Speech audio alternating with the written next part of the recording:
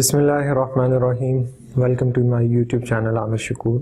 और आज जैसे कि हमारा टॉपिक चल रहा है इन्वेस्टमेंट अप्रेजल, आज हम देखेंगे टैक्सेशन, टैक्स को किस तरह इनकॉर्पोरेट किया जाता है जब हम किसी भी इन्वेस्टमेंट को चेक कर रहे हों, उसका अप्रेजल कर रहे हों। और साथ ही साथ इस वीडियो में हम वर्किंग कैपिटल भी देखेंगे कि वर्किंग कैपिटल की क्या एडजस्टमेंट होगी इन्वेस्टमेंट अप्रेजल के अंदर, या जब हम एनपीवी फाइंड कर रहे होंगे तब। तो अभी बात करते हैं टैक्स के ऊपर। देखिए, जब भी हम इन्वेस्टमेंट करते हैं और उस इन्वेस्टमेंट से हमें जो कैश फ्लोज मिल रहे हैं या जो रिटर्न्स मिल रहे हैं, वो रिटर्न्स पे हमें टैक्स भी देना है।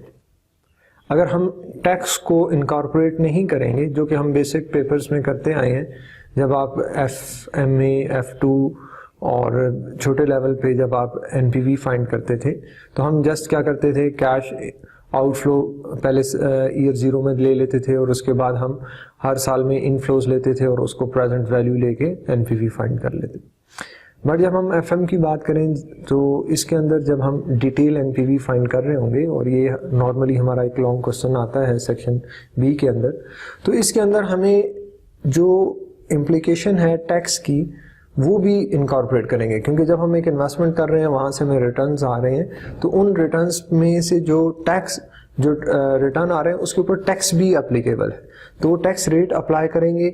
और याद रखें, टैक्स जो है वो आपके लिए रेलिवेंट कैश फ्लो है। तो जितना भी हमारे पास नॉर्मली जो भी कॉर्पोरेशन टैक्स रेट एग्जाम में गिवन होगा, तो आपने ये मेक श्योर करना है कि हम टैक्स कैसे देते हैं, 1 ईयर इन एरियर्स दे रहे हैं। अगर 1 ईयर इन एरियर्स है तो इसका मतलब जो ईयर 1 के अंदर इनफ्लोज मिल रहे हैं, वो उसके ऊपर जो टैक्स बनता है वो हम कब पे कर रहे होंगे, ईयर 2 के अंदर पे कर रहे होंगे। इसी तरह 2 का 3 में अगर 5 ईयर प्रोजेक्ट्स हैं तो हमें 6 साल लिखने पड़ेंगे, और जो 5th ईयर का जो टैक्स है वो हम कब पे कर रहे होंगे, 6th ईयर में पे कर रहे होंगे। एक तो ये बात होगी, तो याद रखना है, क्योंकि हमारा टॉपिक क्या चल रहा है, टैक्स का टॉपिक चल रहा है, tax in NPV, dealing with tax in NPV calculation. इसके साथ साथ देखें, जब हम कोई इन्वेस्टमेंट करेंगे, कोई एसेट खरीदेंगे, तो टैक्स वाले आपको क्या दे रहे होंगे, उस पर अलाउबल डेप्रिसिएशन भी दे रहे होंगे। वो जो अलाउबल डेप्रिसिएशन है उसकी वजह से आपको टैक्स रिलीफ भी मिलेगा। जो भी टैक्स रेट होगा, लेट्स सपोज कि अगर आपको 30,000 टैक्स अलाउबल डेप्रिसिएशन है और 30% रेट है, तो इसका मतलब आपको टैक्स रिलीफ कितना मिल रहा होगा, 30% ऑफ 3000 कितना बनता है जी, 900। ये आपको क्या मिल रहा होगा, रिलीफ भी मिल रहा होगा। तो जिस तरह जो हमने टैक्स पे करना है वो हमारे लिए क्या है, आउटफ्लो है, जो रिलीफ मिल रहा होगा वो हमारे लिए क्या होगा, इनफ्लो होगा। तो आपने मेक श्योर क्या करना है कि कौन से ईयर के अंदर, अगर ईयर 1 है रिलीफ का मिल रहा है, 1 ईयर एरियर में मिल रहा है, 1 साल एरियर में है तो 2, 3 इसी तरह। तो इसमें काम करते हुए आपने कौन सी 2 चीजें याद रखनी है, एक, जितने भी आपके इनफ्लोज हैं वो टैक्स, उसके ऊपर टैक्स चार्ज होगा, वो आपका आउटफ्लो होगा। और इसी तरह जो टैक्स अलाउबल डेप्रिसिएशन है, जिस तरह काफी सारे स्टूडेंट्स जिन्होंने FM पढ़ रहे हैं और उन्होंने इससे पहले टैक्स का पेपर पास किया हुआ है, तो उन्हें पता है कैपिटल अलाउंस क्या होता है। तो जो भी आपको कैपिटल अलाउंस मिल रहा है उसके ऊपर आप रेट अप्लाई करेंगे, वो आपके लिए टैक्स रिलीफ भी होगा। इसके साथ साथ जब एसेट का लास्ट ईयर होगा, तब आपने देखना है कि बैलेंसिंग चार्ज और बैलेंसिंग अलाउंस। बैलेंसिंग चार्ज या बैलेंसिंग अलाउंस क्या होता है, इन्हें आसान लफ्जों में समझे तो अगर एक एसेट जिसकी कॉस्ट 50,000 थी और आपको जो डेप्रिसिएशन अलाउबल थी वो कितनी थी, 40,000 थी, तो उसकी टैक्स बेस या आपके पास वैल्यू क्या आ गई, 10,000। अब इस 10,000 से ज्यादा पे आप बेचेंगे, अगर ज्यादा पे बेच रहे हैं तो जो गेन है उस गेन के ऊपर टैक्स चार्ज होगा, वो हमारे लिए क्या है, चार्ज है। और अगर अब मैं इससे कम पे बेचूंगा, जो डिफरेंस आएगा वो बैलेंसिंग अलाउंस है।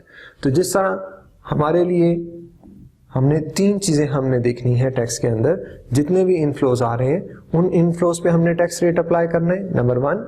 नंबर 2, जो हमें टैक्स रिलीफ मिल रहा है, टैक्स बेनिफिट्स मिल रहे हैं टैक्स अलाउबल डेप्रिसिएशन की वजह से, उसे इनकॉर्पोरेट करेंगे। और लास्टली हमने क्या करना है, हमने बैलेंसिंग चार्ज या बैलेंसिंग अलाउंस फाइंड करना है।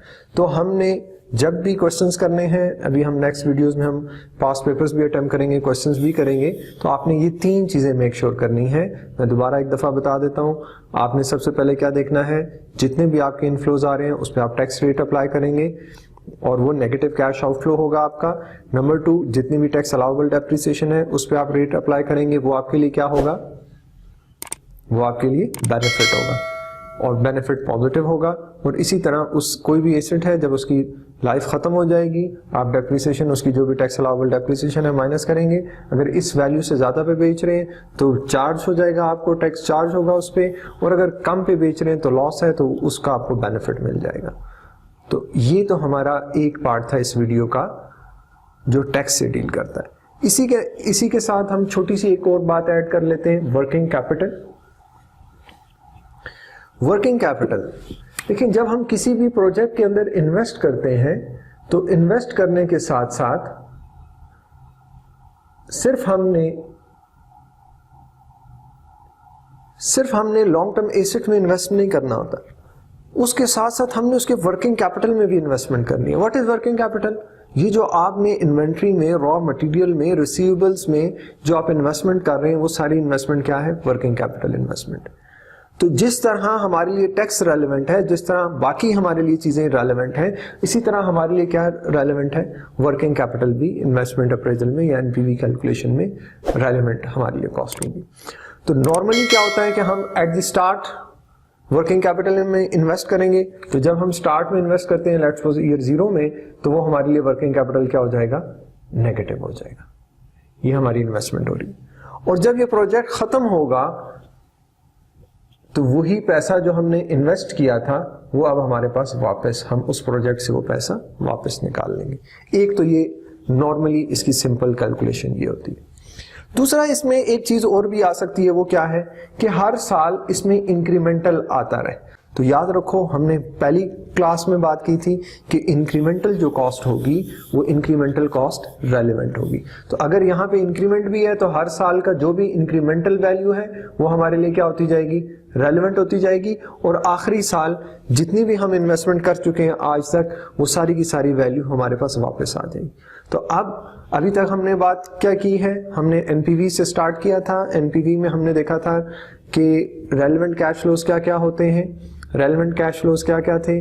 उसके बाद हमने इन्फ्लेशन को देखा, इन्फ्लेशन को किस तरह एडजस्ट करेंगे, मनी रेट क्या होता है, और इसके अलावा रियल रेट क्या होता है। इन्फ्लेशन से हट के आज हमने बात की टैक्स के ऊपर और साथ ही साथ वर्किंग कैपिटल के ऊपर। अब हम ऐसे क्वेश्चंस करेंगे जिसमें ये सारी चीजें एक ही क्वेश्चन के अंदर सामने आ रही हों, जिसमें हम वर्किंग कैपिटल एडजस्टमेंट्स भी कर रहे होंगे, जिसमें हम टैक्स भी देख रहे होंगे, जिसमें इन्फ्लेशन को भी देख रहे होंगे। और इसके क्वेश्चंस के लिए इंशाल्लाह अब हमारी अगली वीडियो आएगी।